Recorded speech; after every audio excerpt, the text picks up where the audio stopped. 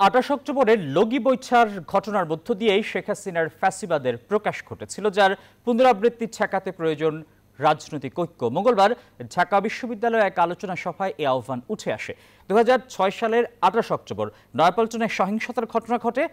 এর ১৯ বছর পূর্তিতে দিনটিকে আওয়ামী ফ্যাসিবাদের উত্থান হিসেবে আখ্যা দিয়ে এই আলোচনা সভার আয়োজন করে ঢাকা বিশ্ববিদ্যালয় কেন্দ্রীয় ছাত্র সংসদ ডাকসু। সভায় বক্তারা সেই দিনের নৃশংসতার কথা স্মরণ করে আওয়ামী লীগকে একটি সন্ত্রাসী সংগঠন হিসেবে উল্লেখ করে। ওই দিন কিন্তু শেষ দিন ডিসকাশন এবং আলোচনার সমালোচনার মধ্যেও কোনো কোনো জায়গায় একটা সিম্পল পয়েন্টে আবার আমাদেরকে একত্রিত থেকে আমাদের প্রতিষ্ঠানগুলোকে আমাদের বাঁচাতে হবে। আমরা যেন এটার কোনো কিছুর যেন পুনরাবৃত্তি না হয়, ফ্যাসিস্টদের যেন কোনো পুনরাবৃত্তি না হয়। ওরা যা যা করেছে তার পাল্টা কাজগুলো আপনাদের করতে হবে। এখানে আমি সবার উদ্দেশ্যেই আমি এখানে বলছি, বান্ডেল থাকলে প্রতি সেনমানিতে টাকা বাঁচবে।